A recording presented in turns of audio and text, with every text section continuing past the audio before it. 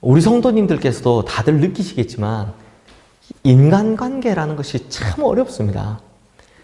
특히 이제 친밀하고 돈독했던 관계일수록 이 관계가 잘 유지되기 위해선 항상 상호간에 조심해야 하고 주의해야 합니다.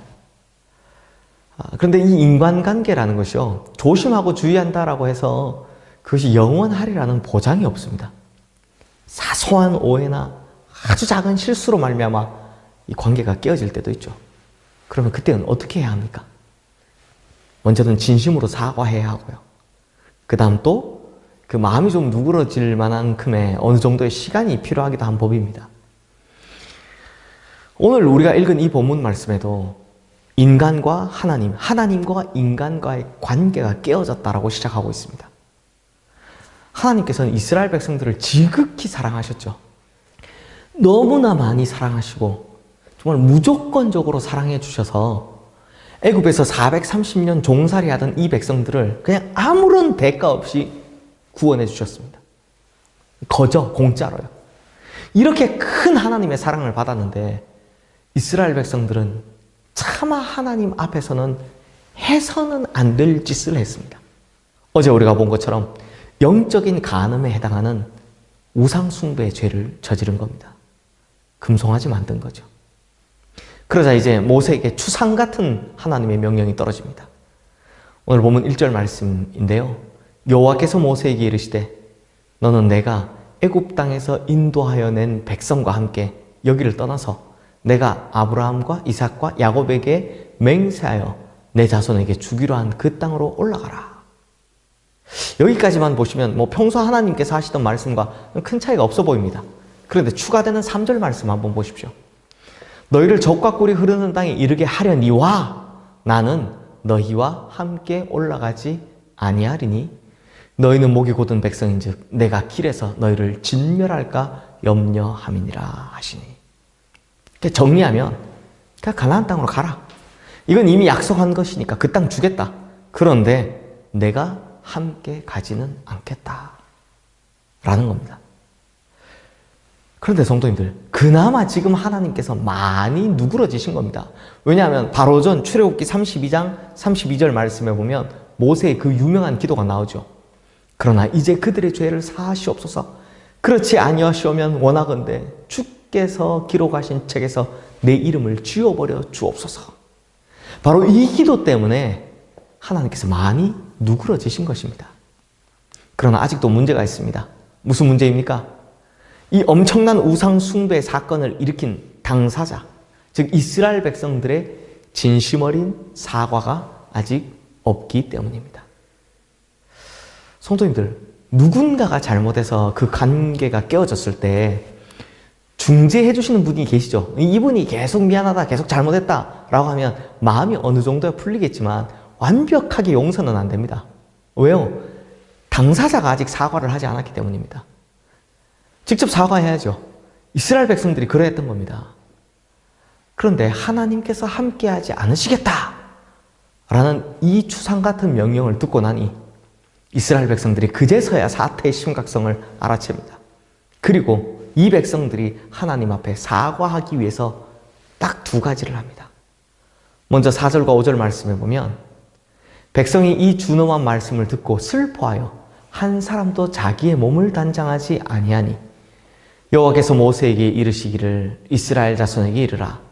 너희는 목이 곧은 백성인즉 내가 한순간이라도 너희 가운데 이르면 너희를 진멸하리니 너희는 장신구를 떼어내라.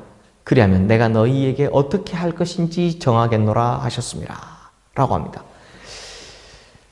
즉 그들을 범죄케 했던, 그러니까 금송아지를 만들게 했던 금고리, 귀걸이, 온몸에 치장한 장신구를 다 떼어서 그들을 정결하게 했다는 것입니다. 즉 우상숭배 시작이 되었던 모든 도구를 다 떼어버렸다라는 거죠. 우상숭배 가능성 자체를 제거해버리신 겁니다. 그리고 두 번째로 10절 말씀입니다. 모든 백성이 회막문에 구름 기둥이 서 있는 것을 보고 다 일어나 각기 장막문에 서서 예배하며. 하나님께서 모세와 회막문 앞에 서서 말씀을 나누셨습니다. 그래서 구름 기둥이 하나님의 임재를 상징하기 위해 이 회막문 앞에 딱 서 있는 겁니다. 그것을 보고 이스라엘 백성들이 하나님께서 거기 계신 줄 알았습니다. 그리고 각기 장막문에 서서 뭘 했다고 합니까? 예배를 했다라고 합니다. 그러므로 성도님들, 우리도 마찬가지로 하나님 앞에 진정 어린 잘못을 구하는 방법이 무엇이겠습니까? 첫 번째, 죄악을 저지를 모든 가능성을 잘라내고 배제하고 순수한 모습으로 하나님 앞에 나가는 것이고요. 그 다음 두 번째, 그 나간 자리가 어디냐? 바로 예배의 자리로 나가야 하는 것입니다. 결국 이 두 가지를 갖췄을 때 드디어 하나님께서 뭐라고 응답하시느냐? 14절 말씀, 여호와께서 이르시되 내가 친히 가리라. 내가 너를 쉬게 하리라. 라고 하십니다. 이제 마음 풀리셨다는 겁니다. 그래서 함께 가겠다라고 약속하시는 겁니다. 사랑하는 성도님들, 우리가 다시 한번 깨달아야 하는 것이 있습니다.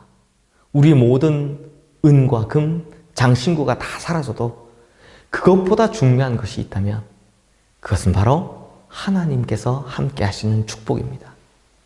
하나님께서 우리와 동행하시는 것이 그 어떤 것보다도 그 무엇보다도 나은 진정한 축복이라는 것입니다. 아무리 좋은 땅, 가나안 땅에 들어가면 뭐합니까?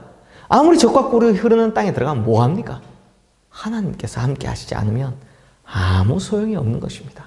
아무리 은금 폐물이 많으면 뭐합니까? 은금 장신구가 많아서 막 금송아지 만들 정도로 많으면 뭐합니까? 하나님께서 함께 하지 않으시면 아무 소용없는 겁니다. 사랑하는 성도님들, 하나님께서 함께 하지 않으시면 건강, 물질, 명예, 권력, 그 어떤 복락도 아무런 의미가 없는 것입니다. 오히려 하나님께서 함께 하시면 광야길도 의미가 있고 광야길도 가치가 있는 것이죠. 그러므로 성도님들, 우리가 다른 것 찾다가 하나님과 멀어져 깨어져 버린 이 관계를 다시 회복합시다.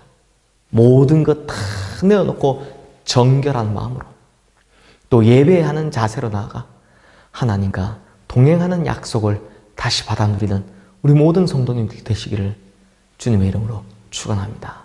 기도하겠습니다. 하나님 아버지, 우리가 하나님과의 관계가 다시 온전하게 되기를 소망합니다. 깨어졌던 하나님과의 관계가 다시 하나 되기를 소망합니다.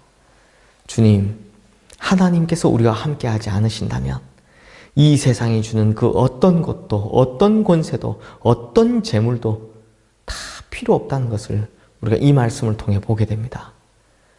그러므로 우리가 하나님과 함께하기 위해서 정결함으로 다시 주님 앞에 예배의 자리로 나가는 우리 모든 성도님들 되게 하여 주시옵소서. 그리하여 하나님과 우리가 영원토록 함께 동행하는 그 축복이 우리 모두에게 임하게 하여 주시옵소서. 예수 그리스도 이름으로 기도드리옵나이다. 아멘.